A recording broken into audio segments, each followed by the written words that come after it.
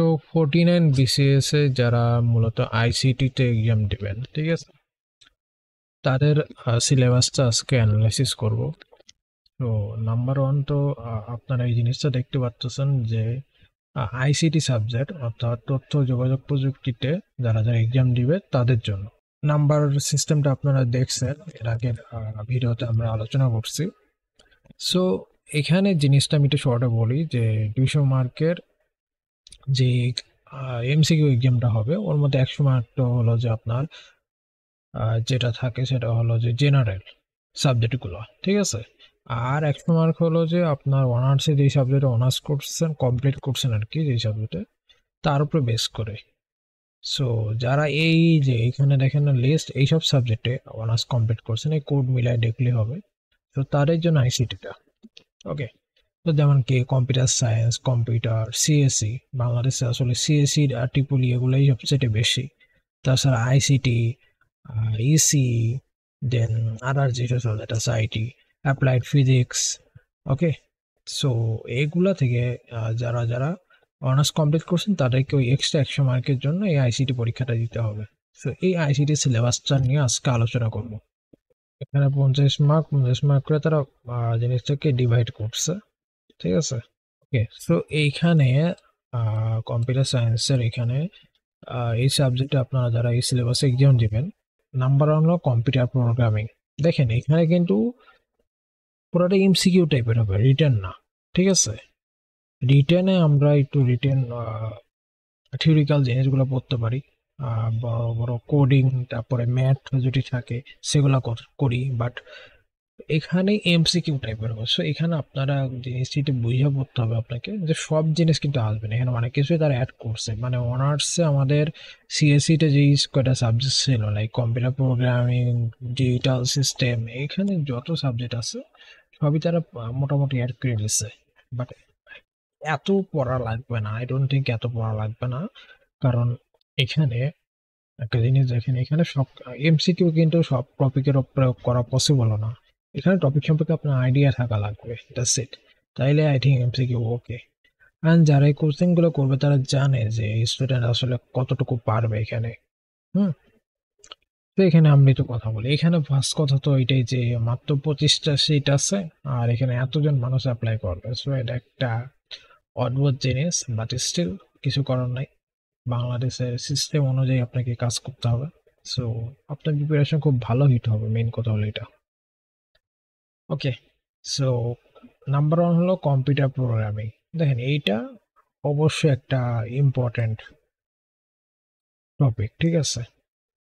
তো computer programming এ আপনার এই যে ইন্ট্রোডাকশন টু কম্পিউটার প্রোগ্রামিং, তারপরে যেগুলো আছে অ্যাসেম্বলিং ল্যাঙ্গুয়েজ, তারপরে অ্যালগোরিদম স্পেসিফিকেশন, ওকে, অ্যালগোরিদমের যে মেইন বেসিক বিষয়গুলো আছে সেগুলা, তারপরে টেস্টিং অ্যান্ড ডিবাগিং, যে টপিকটা আছে, এই যে টেস্টিং অ্যান্ড ডিবাগিং, এইগুলো আপনারা চেষ্টা করবেন একটু ভালোভাবে পড়ার, ঠিক আছে। প্লাস এগুলা ক্লাসিফিকেশন, লাইক এই যে ক্লাসিফিকেশন, তারপরে সি প্রোগ্রামের যে বেসিক স্ট্রাকচারটা আছে, লাইক তারপরে ইনভেনশন আছে, এগুলা পড়তে পারেন যেগুলো এমসিকিউ হিসাবে আসবে।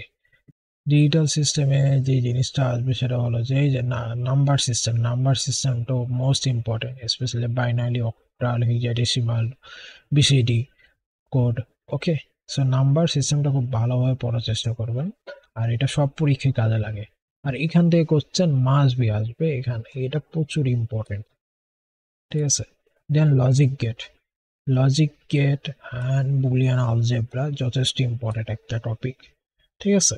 আপনার সার্কিট ডিজাইন করতে দেবে না, বাট এমসিকিউ যদি এখান থেকে করা পসিবল হয় অবশ্যই করবে তারা, ঠিক আছে। এর জন্য আমি যেটা বলবো যে আপনার এমসিকিউ টাইপের কোনো বই পড়েন, রিটেন বইয়ের থেকে এমসিকিউ বইটা করা বেটার।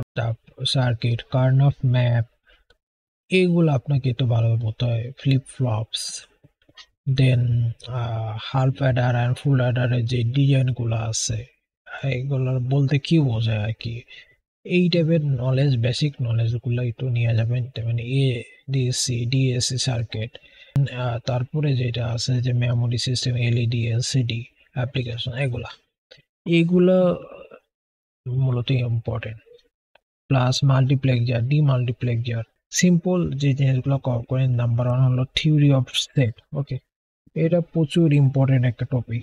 দেন ফাংশন, ফাংশনটা কভার করবেন। আর এই যে ফাংশন, এই যে function, function and is classification, এইটা খুব ভালোভাবে কভার করবেন। ঠিক আছে, তারপরে আপনারা গ্রাফ কভার করতে পারেন, থিওরি কভার করতে পারেন। ওকে, গ্রাফ থিওরি মানে অ্যাপ্লিকেশন, যেটাই বললাম যে এগুলো সব এমসিকিউ টাইপের আসবে, এমসিকিউ টাইপের কোশ্চেন। হুম, সো এমসিকিউ হিসাবে আপনার পড়বেন, that's it.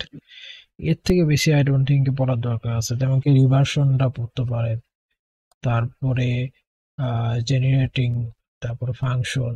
Okay, then another important topic হলো নিউমেরিক্যাল অ্যানালাইসিস।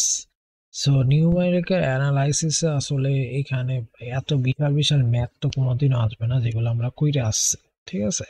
বাট এই যে ল গুলো সম্পর্কে বেসিক আইডিয়া রাখতে পারেন। Then then data structure. So data স্ট্রাকচারও খুবই ইম্পর্টেন্ট একটা টপিক।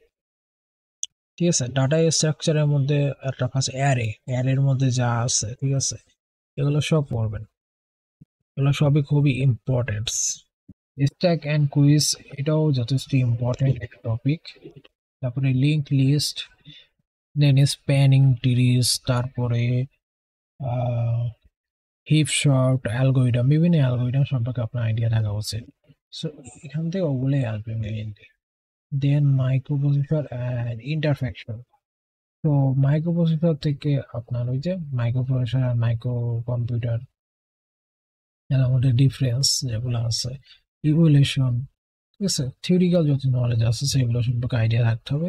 দেন স্পেসিফিকলি আপনার যে ইন্টেল 8086 যে প্রসেসর আছে, তাই দেন 80386 আর 80486, এটির মধ্যে ডিফারেন্স গুলা আপনার জানার থাকা লাগবে, আর বেসিক যে বিষয়গুলো আছে সেগুলো।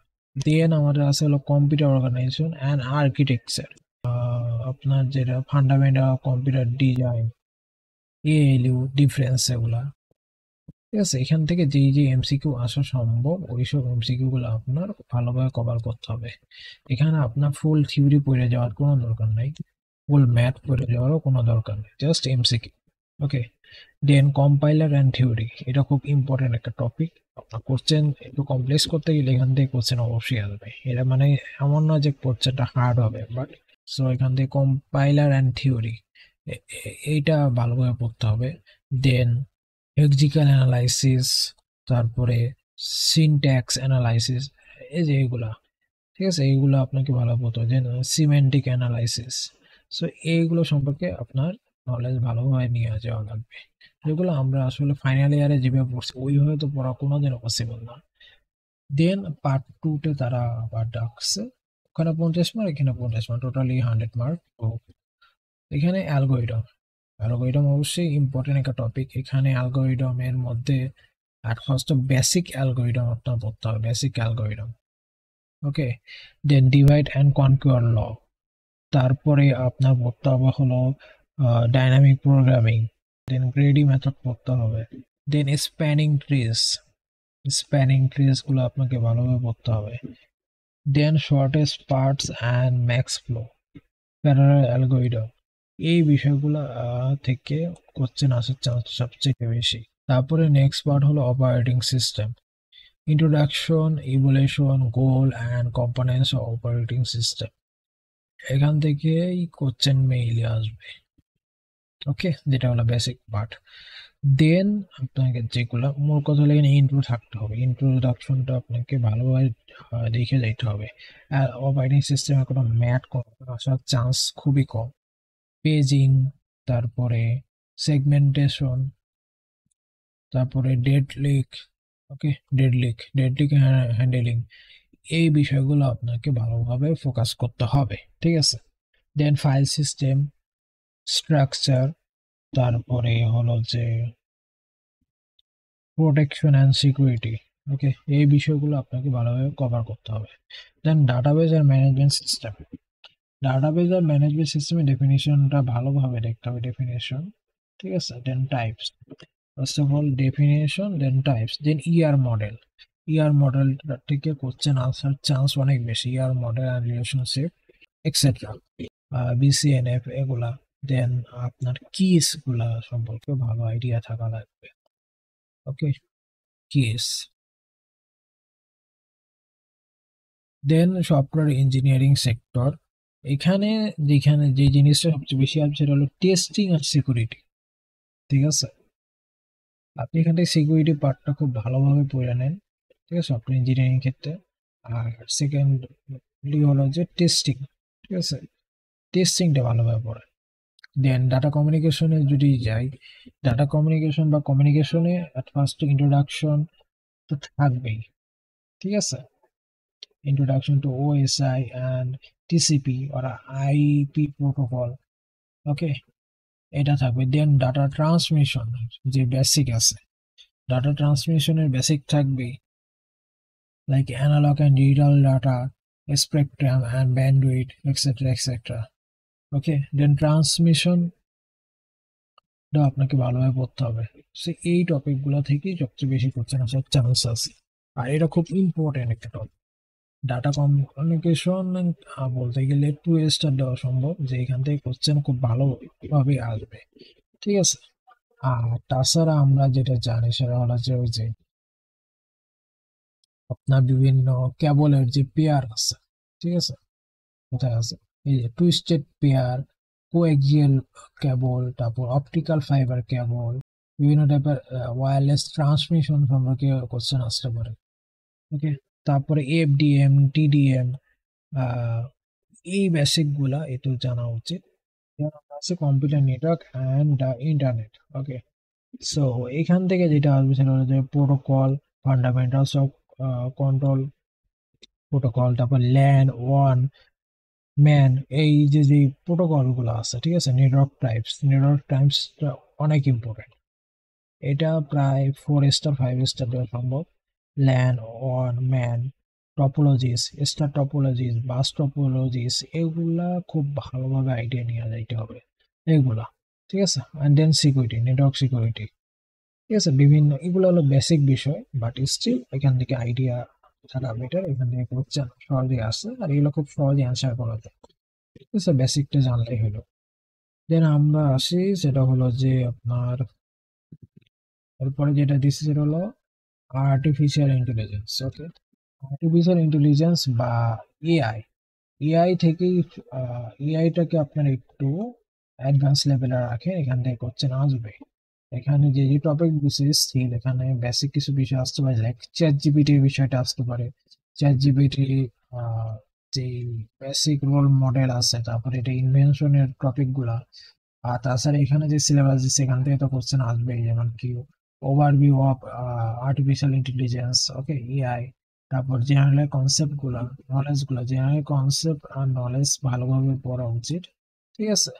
দেন ইন্ট্রোডাকশন টু প্রোলগ, এই টপিকটা থেকেও কোশ্চেন আসার চান্স আছে, আর এটা খুব ইম্পর্টেন্ট একটা টপিক। দেন ন্যাচারাল ল্যাঙ্গুয়েজ, এই যে ন্যাচারাল ল্যাঙ্গুয়েজ থেকে কোশ্চেন আসবে, তারপরে কিস থেকে কোশ্চেন আসবে। ওকে, আর বাদ বাকি নর্মাল যে জিনিস সেগুলো হলো বেসিক কিছু বিষয়। সো মোটামুটি আমরা যে এখানে আলোচনা করছি দেখেন, এখানে 50 মার্ক আর এখানে 50 মার্ক, টোটাল 100 মার্ক। মূল কথা হলো 100 মার্কের এই এক্সামটা আপনারা সহজে কভার করতে হবে। এটা জাস্ট আমার মনে হয় এটা প্রপারলি যদি আপনি পড়েন দিনে একটা লম্বা টাইম নিয়ে 15-20 দিনের মধ্যে এটা কভার হয়ে যাবে। ফার্স্ট কভার, সেকেন্ড কভার আপনি জাস্ট কিছু বিভিন্ন জায়গা থেকে এমসিকিউ কালেক্ট করেন। ভাই এত তাড়াহুড়োর মধ্যে তারা বই লিখছে, কি দিবে? আর কোচিং সেন্টার গুলো তো ওই বই কপি করবে, ঠিক আছে, আমি বলবো না যে কোচিং সেন্টারের কাছ থেকে বই কিনেন, ওরা ওই বই কপি করে। তো ওর থেকে বেটার মেইন বাজারে যে ভালো ভালো প্রকাশনী বই আছে ওগুলা রাখতে পারে, কারণ বই দেখবেন যে ফাইনাল এক্সামের আপনার 2 সপ্তাহ আগেও বের হইতেছে। তো সবচেয়ে বেটার হলো বিভিন্ন জায়গায় যে অ্যাডমিশন এক্সামে, তারপরে মাস্টার্সের বিভিন্ন জায়গায় এক্সামে যেসব কোশ্চেন গুলো আসছে, তো ওদের কোশ্চেন গুলো কালেক্ট করে পড়ার চেষ্টা করেন, ওখান থেকে আসবে। আর এত শর্ট টাইমে যে এক্সামটা যায়, এত প্রিপারেশন এটা সবার নাই, কারণ এই সাবজেক্টিভ পার্টে সবাই এতটা প্রিপারেশন দেয় নাই। জেনারেল পার্টে অনেকে প্রিপারেশন আছে, যারা লাইক 46 47 বিসিএস থেকে প্রিপারেশন নিয়ে আসতেছে, তো তাদের জেনারেল পেটে ভালোই প্রিপারেশন আছে, বাট তাদের সাবজেক্টিভ পার্টে কিন্তু ওই লেভেলের প্রিপারেশন নাই, সবারই প্রিপারেশন খারাপ। সো এখানে যদি আপনি একটু ভালো করতে পারেন, আপনার নাম্বার অনেক টাকায় যাবে। আর এখানে প্রিরিল নাম্বার, নর্মাল বিসিএস এ আপনার প্রিরিল নাম্বার তো কিন্তু যোগ হয় না, হ্যাঁ, জাস্ট আপনি কোয়ালিফাই কাট মার্ক হইলে হইলো। বাট এখানে প্রিরিল নাম্বারটাই যোগ হবে, দেন আপনার ভাইবা।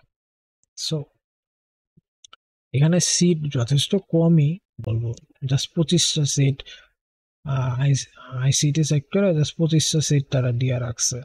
সো এটা এটা আর কিছু বলার নাই আমার, কারণ জাস্ট জোক। ওকে, এখানে ডিমোটিভেট হওয়ার কিছু নাই, বাট কিছু করারও নাই এখানে। তো মূল বিষয় হলো যে আপনারা আপনাদের বেস্ট দিয়ে চেষ্টা করেন। মূলত সিলেবাস সম্পর্কে, সিলেবাস যতটুকু আমি অ্যাড করছি এতটুকু জিনিস একটু ভালোভাবে পড়লে আপনারা মোটামুটি ভালো একটা কোশ্চেন কভার হয়ে যাবে। ঠিক আছে, তো প্রথমেই সব দুইটা দুইটা পড়ার দরকার নেই, প্রথমে ইম্পর্টেন্ট জিনিসগুলো পড়েন। যদি ইম্পর্টেন্ট জিনিসগুলো আপনার হয়ে যায়, হাতে টাইম থাকে, তাইলে আবার এক্সট্রা পার্টগুলো আপনি পড়েন, কারণ বেশি জিনিস মাথা থাকবে না।